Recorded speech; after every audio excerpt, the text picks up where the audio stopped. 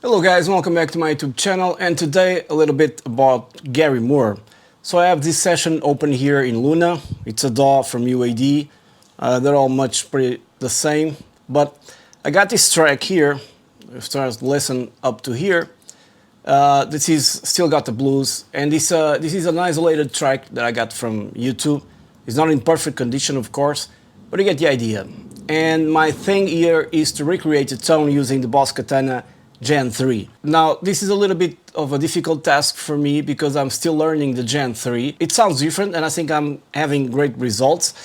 But anyways, I want to have your opinion. I'm going to share this patch, and the idea here is to improve the patch or change it, because I want to see you guys using this patch in any circumstance. You know, it can be at your home, it can be in a live gig or something like that. Bear in mind, this is just for the Gen 3, and explore its potentialities, because the tone is there, but there are certain things that you're going to realize that I'm going to show you that you only can go so far because of the reverb stuff and stuff like that. For recording is different. You can shape the tone after recording, but right now I'm just using the reverb on the Katana. And one thing about the reverb on the Katana, when you're recording via microphone, and I'm using the E906 Sennheiser, is that the reverb kind of gets blurry in the mix and doesn't stand out. The only way to make it stand out for you guys to listen to one of the patches is to really crank it up. And that's too much. It might sound well here on a demo patch, on a video, but then you play with it and you want to turn it down because it's just too much.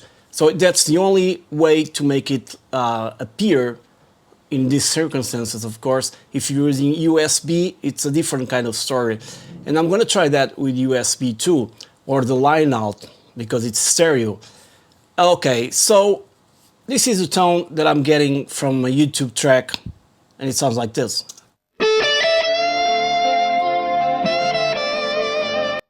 Take a listen to the first couple of seconds, because after the other guitar goes in, that sparkly top IN almost disappears.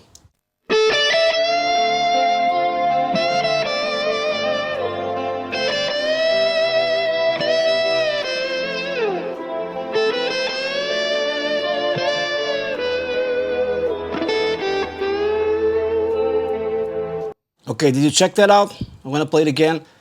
Especially these two things here. It goes really to show that the tone goes a little bit down when the other guitar enters, and probably this is an extraction from a multi-track. There's probably drums inside there, and also, you know, bass and probably keyboard, something like that.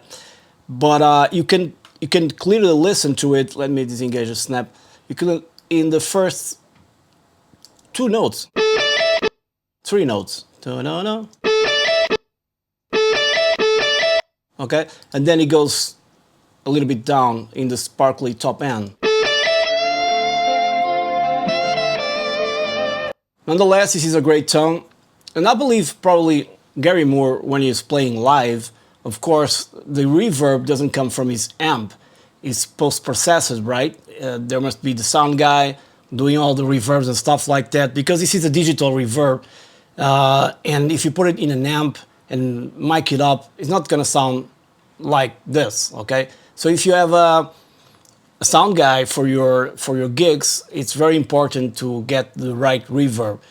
Now, I don't know what unit did he use, but I don't know if it was a Lexicon. I'm not sure. I saw a video about that, but I really can tell. Now, what I have here then is a capture of the Katana, and this is a backing track I got from the internet. It's not perfect as well.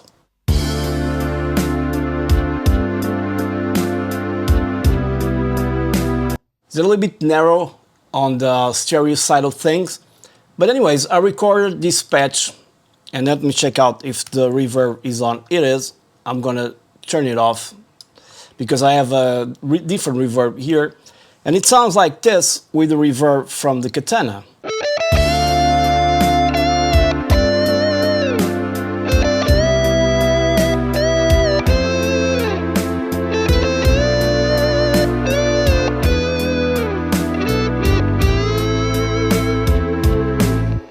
Two things. A little bit of thin sounding, and although I've analyzed, and I'm going to show you in a quick moment, the sound wave, the graphic of the EQ, and mostly are mids, but there's something lacking here. I'm going to just solo this guitar so you can listen just to the guitar.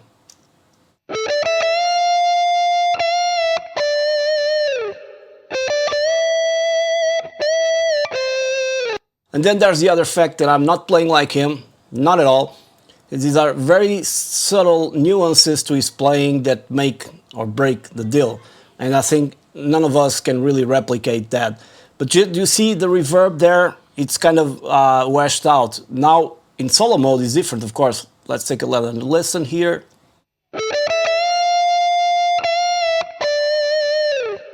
There's the tail of the reverb. And this is a plate reverb, and now I'm trying to explore the all reverb because I think it's a little bit better. But in the mix, it goes away. And then if I go here into my channel and I go insert a plugin like the Fab Filter Pro Key 3, it's just an analyzer, and look at the frequency as I'm playing. Check it out.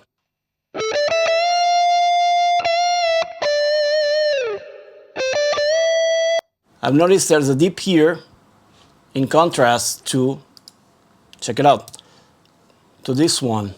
I already have here this. It's like a much stronger sound, probably because also it's very important, is using mostly power amp drive and not necessarily preamp drive, and gives this special character of the amp being driven and giving that warmth to it, okay? So maybe we can get a different tone if we maxed out the gain and volume, or I mean the volume, and then adjust the master accordingly. That's something I want to try, and I wish you guys can try that as well, so we can, in the end, compare our patches and see which one sounds best, okay? So take a look at the graph. There's a huge spike here around 400. But mostly it's everything around there. Now of course I have enhanced the frequency, I can solo it.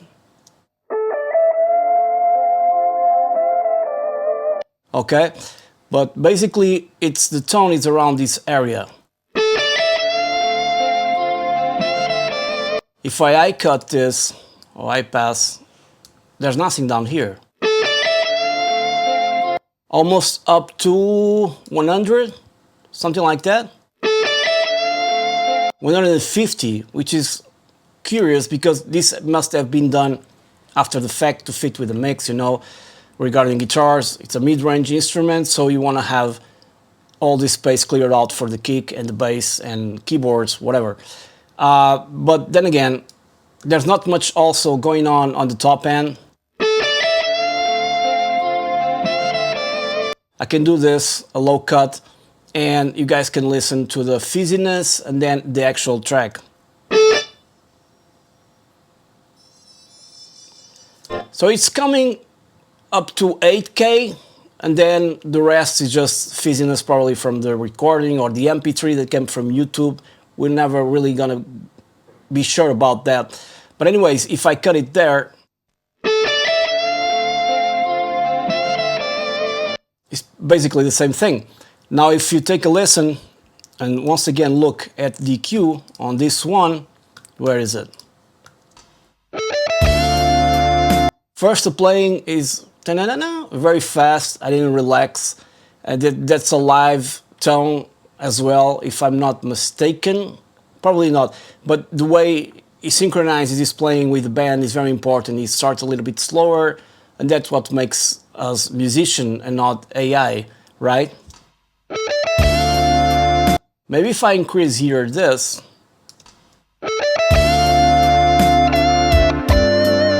it's a little bit better, and I can give it a little bit boost here because I think I've cut too much in Boston Studio.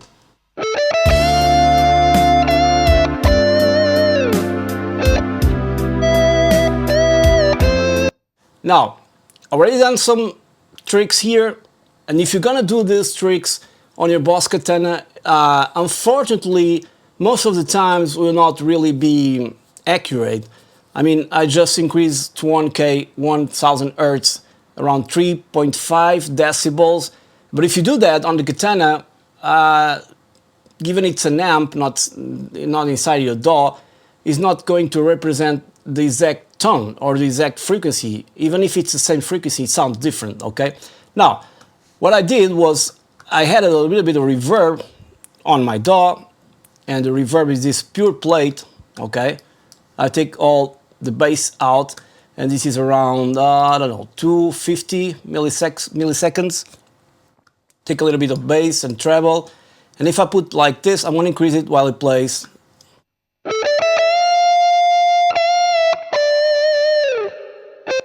You get more of that, you know, Gary Moore, and even so, I probably would need a little bit more, I don't know.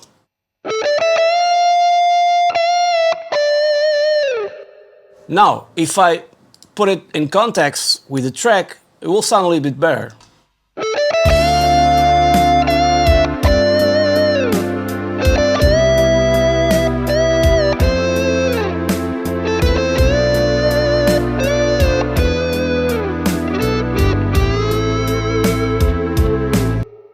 Gives that shininess to it. I can reduce the time here. I put it a little bit upper here.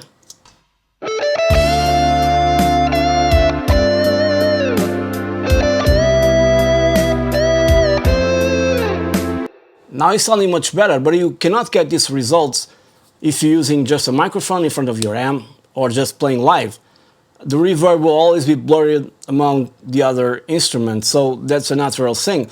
And I've tried in the past to make it shine through a microphone, but it's really hard. So the only way to do this for recording purposes is going USB. And I know the Gen 3 has a much better signal USB, and it sounds much better than the MK2 via USB. And then there's also the line out, which is stereo. And here it's very important to have all these effects in stereo, so you create this ambience, okay? Now on a mono guitar amp, if you would isolate this amp and take all the reverb, that would probably sound a little bit harsh, a little bit out of context and with brute force, because it's probably very loud. So basically this is what I wanted to share with you guys on today's video, is to try to get this Gary Moore tone. Now I'm still going to try to make my own version, and I think this is already sounding pretty good, and I have the amp really loud here in the room, by the way, but I still wanted to make a little bit more sparkly at the top and not fizzy, and that's the hardest part here. Also, the mid-range is very important. So I hope you guys enjoyed this video. Please download the patch, it's in the description box, and tweak it to your taste. And please let me know in the comments or on my Facebook groups if you guys are there, because I'm going to share it there as well, if this fits your Gen 3 and if it's good for live playing or for recording, or if it sounds good at home or not. And you can let me know so we all can improve the patch and maybe share with each other and see how it's going to be, okay? So I think it's a great idea. Many thanks for watching. Please subscribe to my YouTube channel if you haven't done so yet. It helps a lot and it's free. And I hope to see you on the next one. Cheers.